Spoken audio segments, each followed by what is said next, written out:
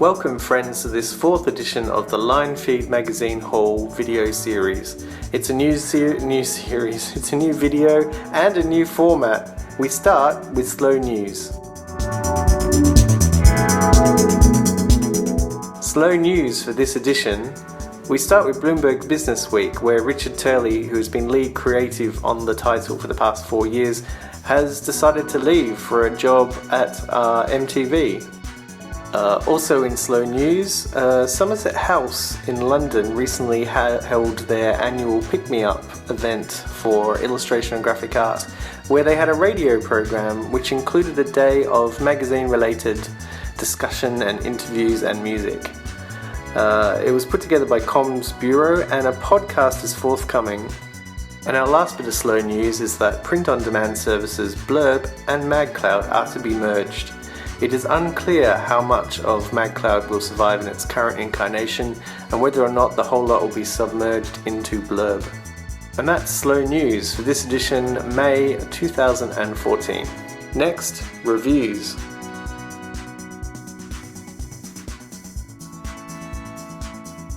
Okay, the first mag we're going to review is a German magazine called Neon, which is part of a sort of set of mags put out by a publisher called Stern, or at least their main title is called Stern. And their symbol is that little flashy red and white thing in the corner. This is like their youth magazine. They also do one for families called Nido, I think it's called. But this is more for, I guess, the teenage to early 20s sort of bracket. And it's really interesting because it comes from a tradition. Stern is a very sort of traditional, news-orientated, sort of hard journalism magazine. So this is like journalism for young people. So they do a lot of things, like they have this sort of tradition of photojournalism that carries through, where there's just really good photography, sort of just describing things. But then they mix it up with some really radical sort of illustration, and you get the impression that it's a news magazine with the sort of limits taken off in a way, to keep it lively and busy. I actually, every issue there's at least some really interesting illustration or illustrator or photographer they've used. I thought this was really good. I think it's something to do with austerity, or young people not being able to afford stuff. But it's the photography is just really witty and clever, and the design of the magazine is really plain. But from my eyes, it is. If you look at a lot of German magazines, they are very text heavy, and they do like sort of big, huge chunks of text, like huge columns. So that's actually not unusual for a German magazine. But what I think is really interesting is that they've sort of cleared the way for photography. This is an article about selfies, of course. Of course it's about selfies. And it's sort of like selfie fashion, I guess. It's kind of cool. You can just see it's like stumbling across sort of a copy of not something as dull as Time or something like that. Maybe like Life used to be back in the day, but sort of amped up for a younger audience. See, this is lovely. It's really traditional photojournalism, but it's not staid or sort of too traditional, too worthy, I think is what I'm looking for. It's called Neon, and it's got a lovely cover by, oh my god, I can't remember his name, but his work's really good. I'm really jealous of it. I will put like a link or something to tell you what it is. A lovely cover. Printed Pages you've probably heard of, and this issue is a little bit old now. There's a new one coming out in June, so actually it's not that old, it's sort of midway, but it's kind of timeless anyway, because they talk about sort of design and visual culture in a way that sort of you could pick up at any point and sort of find something to read about. It's not necessarily trend driven, which is actually something I've only just realised. And it's probably what makes it seem really clever and like it's got longevity, which it needs. And that's actually like a key thing to It's Nice That, I think. They cover what's current without seeming like it's throwaway, which is kind of clever. Now I've ranted and raved about how good it's the sort of reimagining of It's Nice That's magazine's been. They've moved from being It's Nice That magazine to Printed Pages magazine. If you don't know what It's Nice That is, just look up itsnicethat.com and you'll see a cacophony of amazing graphic sort of bloggery, whatever you want to call it. So yeah, this issue it's been a year since they relaunched as Printed Pages, and I think it's they've sort of grown. I'm going to say they've grown up a bit, which sounds really condescending. It's not what I mean. I mean it's got a spine essentially, and the design has been loosened up just a bit. It's still using the same sort of typefaces and very similar motifs. Oh, I had to just point there because it's Tavi, who will one day be an amazing magazine publisher if magazines still exist when she becomes old enough to want to. She's probably over all that publishing malarkey already. Yeah, Tavi, who looks after Rookie. If you know what Rookie is, you'll know who Tavi is. This is an article actually about a magazine which I really love, but I ordered all this stuff off them and it never arrived, and I was a bit sad about it, so I just feel sort of cut off in Australia sometimes. Sup magazine. Richard Turley has designed an issue, a special issue, which I'll probably never see because I'm in Australia. But it looks fab. You can see that's probably as much as I'm ever going to see of it. I'd order a copy, but I just don't trust it would get here. Enough complaining. But yeah, it's good to be able to catch up with what they're doing. Sup is a good magazine if you can get hold of it. This is just showing you too that it's nice that I've got a lot of events that tie in with the magazine now. So there's like a whole family of things they do, and they're all sort of branded in different ways rather than all being called It's Nice That. And Printed Pages is a perfect companion for all the many, many things that It's Nice That do. Which I've said before, and I will say again. But now we're going to talk about Bauhaus magazine. This issue, a lot of the issues I'm showing you are a bit old. I have to apologise. I'm just sort of caught up on a few for this video, really. Bauhaus is the official magazine of Bauhaus Dessau, which is the original school in Germany, which is still around, which sort of started the whole Bauhaus movement and the teaching. If you've been to design school, there's always some sort of component of teaching has come from the Bauhaus at some point. And what they do is, I think it's biannual, and every year it's a different designer. So for this one, let me just grab it. Just going over here. It looks completely different from last year, and it will look completely different again next issue because they're up to 6 now, so 7 will come out and look completely different again. The design is by Cyan, which I knew. I didn't have to look it up after all. So they get like 2 issues to completely brand the magazine, and then another group handed the reins to completely redo the magazine again. There've been 3 design groups, so the 4th one will be in the next issue.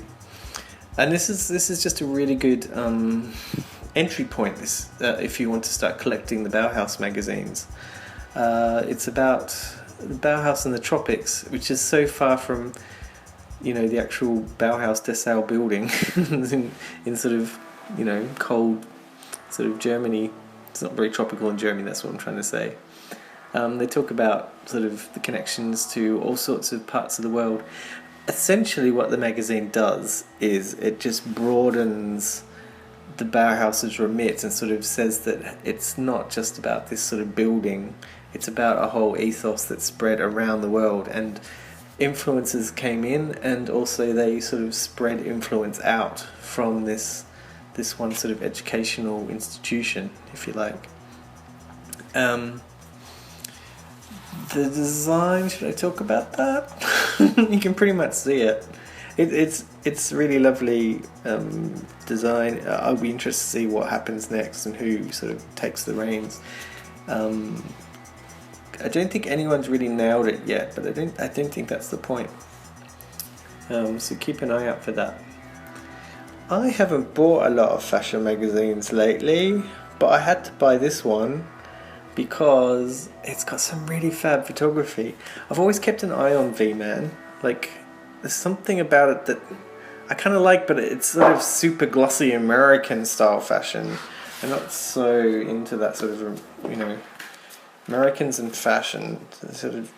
They sort of flirt with conservatism every time they go there.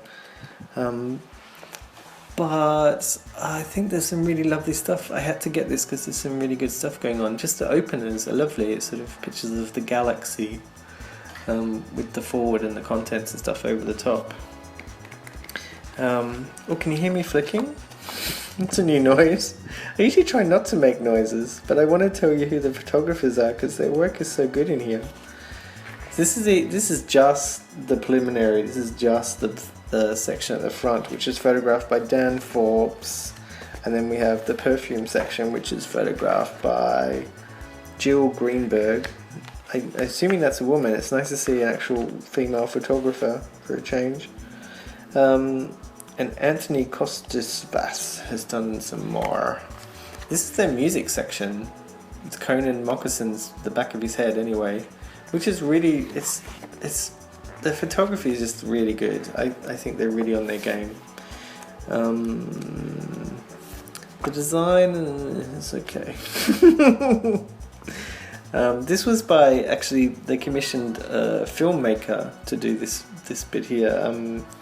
Gaspar Noé, who did the film, what was that crazy film? Into the Edge or On the Edge or something. This is what I really wanted to show you though. Nick Knight, you know, he always manages to pick what's current and just play with it. And for a while now he's been experimenting with iPhone apps like Glitche or whatever to produce imagery. And for this he's just sort of grabbed all sorts of crazy bits of Grindr and bits of Shutterstock things, and he's just sort of amazingly captured, I'm going to say captured the zeitgeist. I know that's a really crap thing to say, but that's what he's done. that's right there, the zeitgeist there. Yeah, I just opened this up and was blown away, and this is pretty much why I had to buy the magazine, for this section here.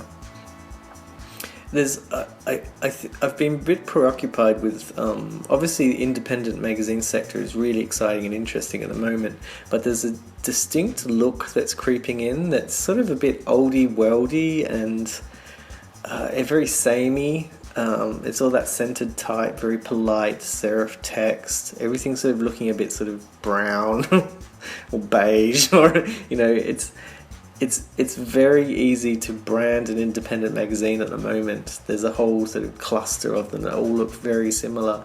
So you see that. Oh, this is really good too. Who did this? I think this was Richard Burbridge, who is always awesome and did a lot of really amazing covers for ID magazine in the 2000s. Yeah, it's Richard Burbridge. If you haven't heard of his photography before, look him up. But what I was saying before is I just really worry that there's not a lot of magazines wanting to be contemporary and to tackle what it looks like to be contemporary.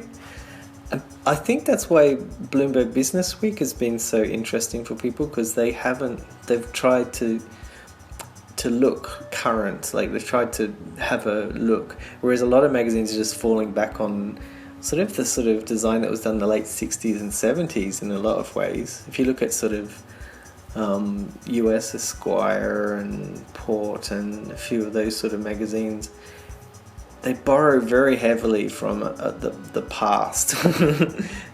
And you look at that Nick Knight photography feature and it just looks so like nothing before. And I really wish more people were sort of striving to define new languages, new visual languages for us. So well done, Nick Knight, thank you. Pussy Riot. Pop magazine, I mean. Although you might as well just call it Pussy Riot magazine. I was flicking through this and it's quite funny, like I've been looking at a lot of Harper's Bazaar magazines lately, and they're all sort of going for this sort of really girly. It alternates between girly and this sort of idea of luxury. Everything's luxurious, and if it's gold and glittery and a bit dark, it's luxury. If it's pretty with flowers and a bit pink, it's girly or something. I don't know. What I think is encouraging is that there's a lot of female editors and art directors working on magazines for women. That hasn't happened in the past. It's usually quite a lot of female editors, but usually art directors end up being blokes, and they do have a lot of say over the visual quality of a magazine. Why I bring that up with Pop is because it's mostly a male sort of editorial team, as far as I can tell. There's not a lot of women who have actually contributed, but it's a magazine for women, and it's pretty much women's fashion.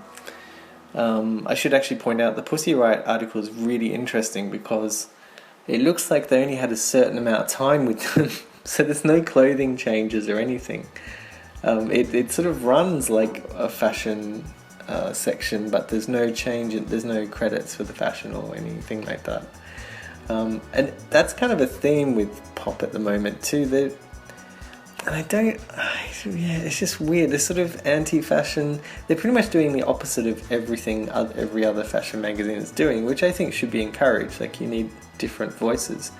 But I feel like they're a bit of a voice in the wilderness at the moment, which can be a bit dangerous these days. If you've got a big, expensive title with lots of photo shoots, you want to keep people buying it.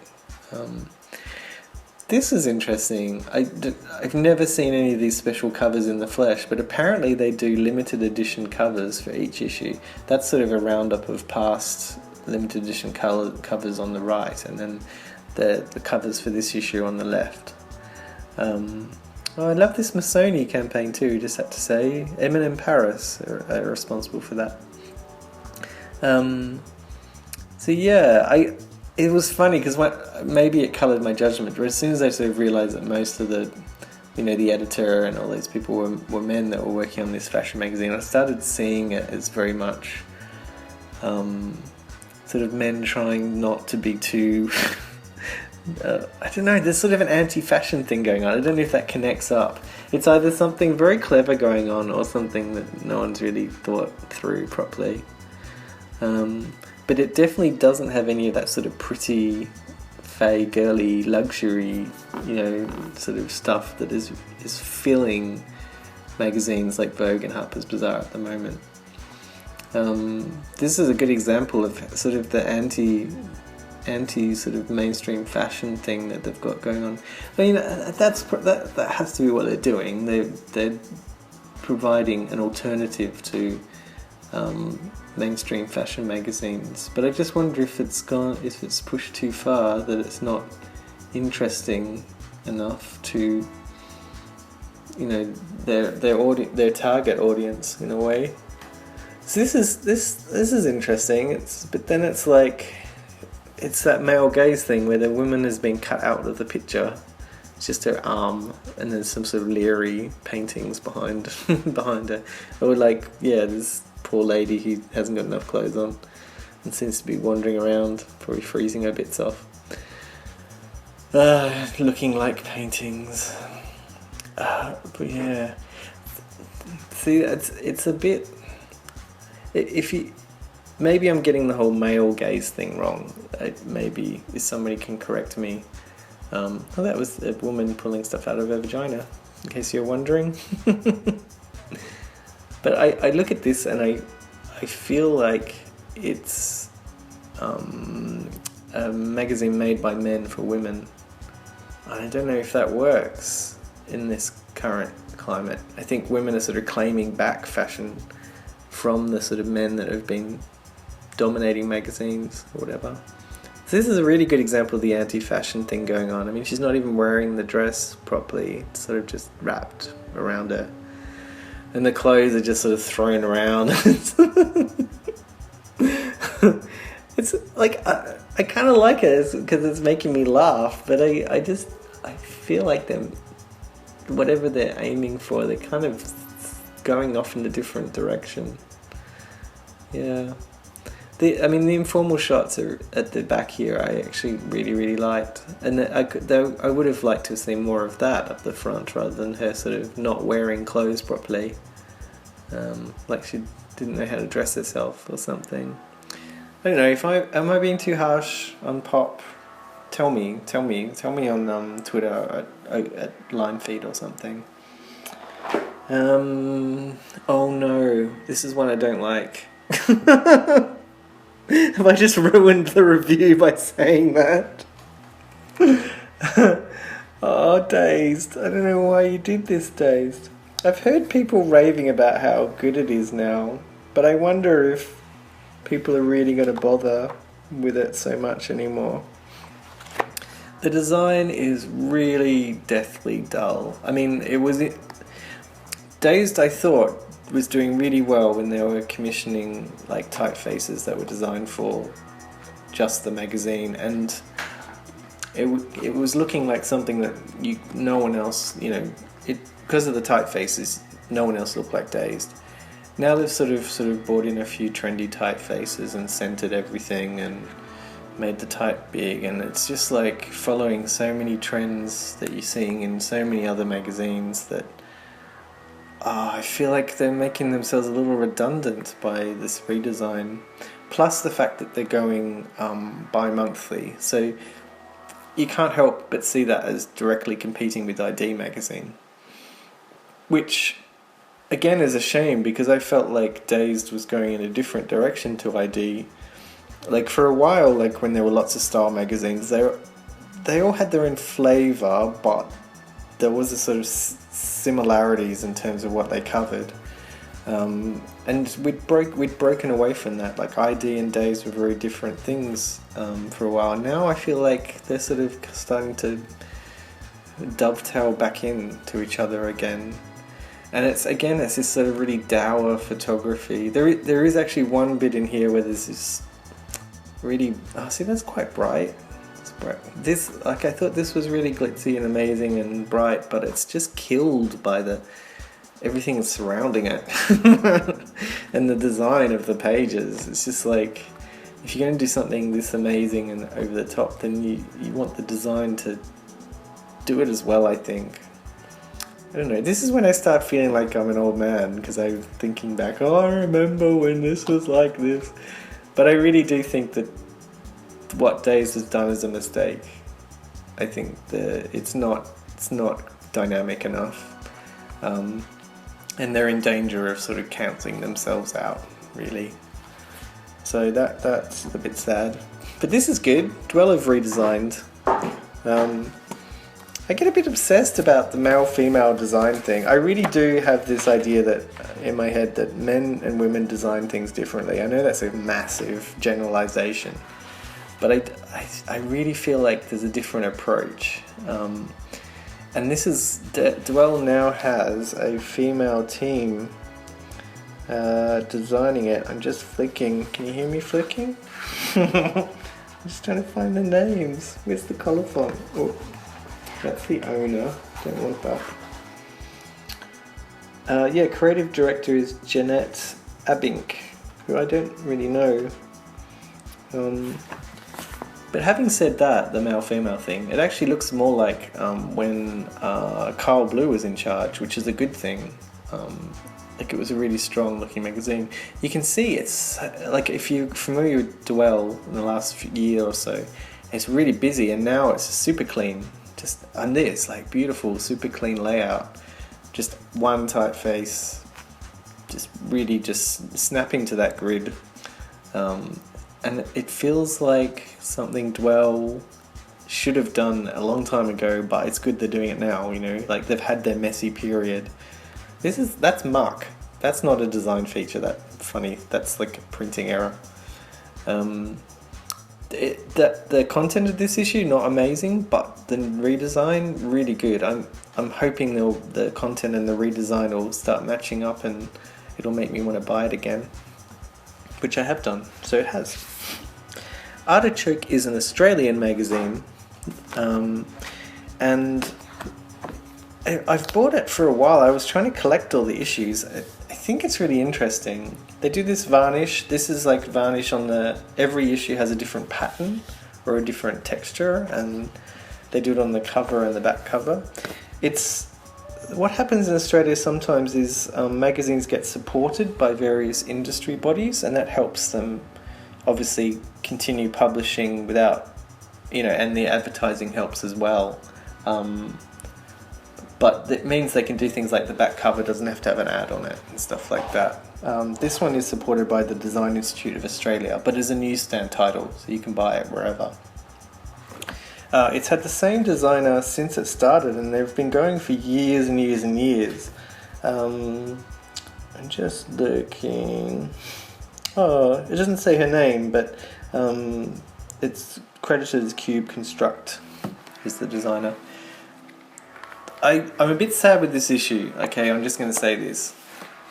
Having said how much I like Artichoke and have been watching, buying it for years and keeping an eye out on it, this is a redesign, this issue. It's a very slight redesign. It's not very brave, very brave redesign. In fact, it's quite bland in places.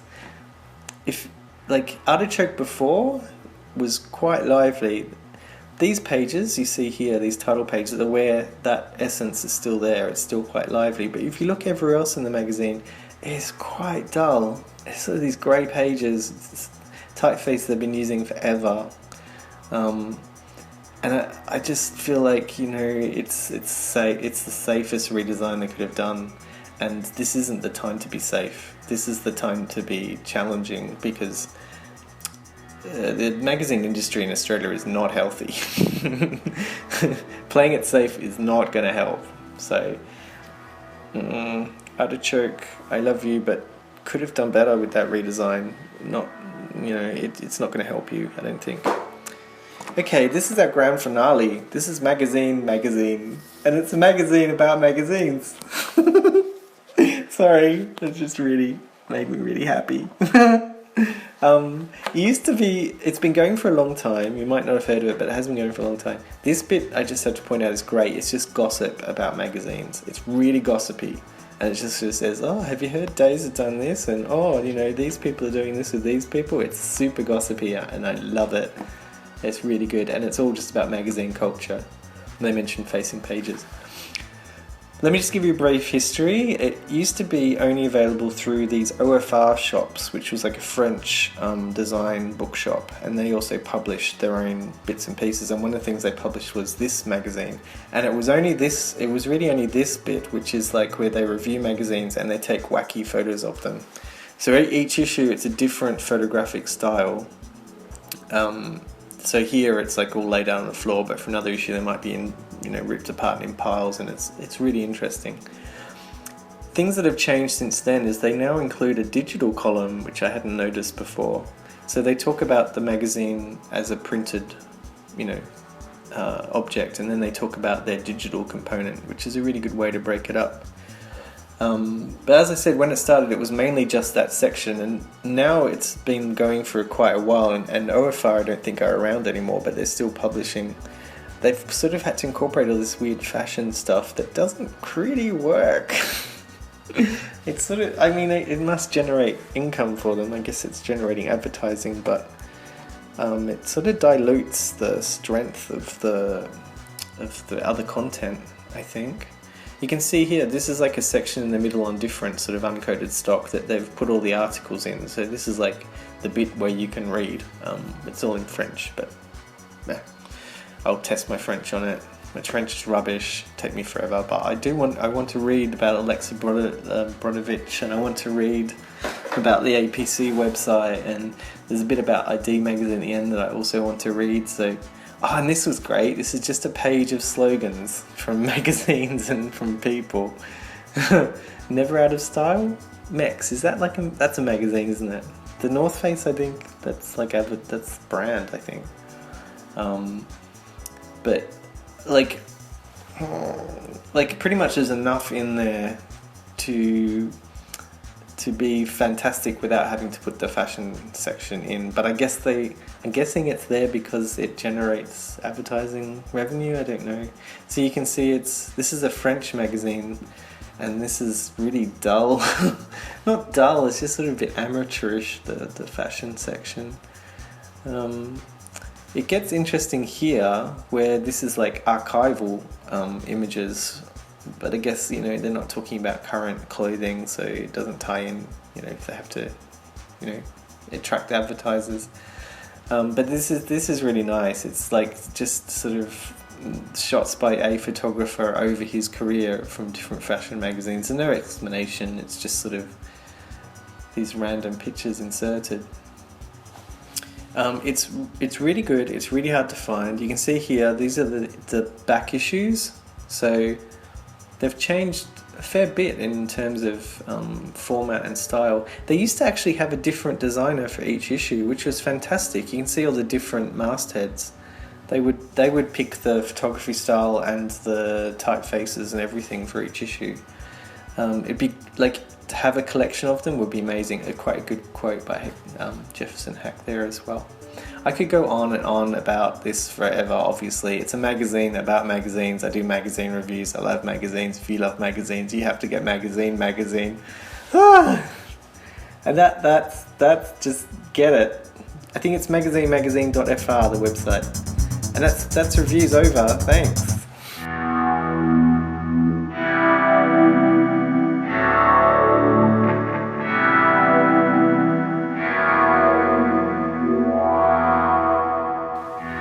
In this edition's housekeeping, just a couple of items. One is that the Linefeed website will be up and running at some point soon, hopefully, touch wood. There is a plan, including a new format that is sort of being worked on when I have the time, which is never. But hopefully that'll be rectified soon and it will be back up and running eventually. Yep. And the second piece of housekeeping is I am available for hire. Pretty much I want to move somewhere where there's cheaper magazines and easier to get hold of and lots of other things. So I'm looking for a job in Europe if possible, somewhere around Amsterdam or somewhere in Germany or even the UK.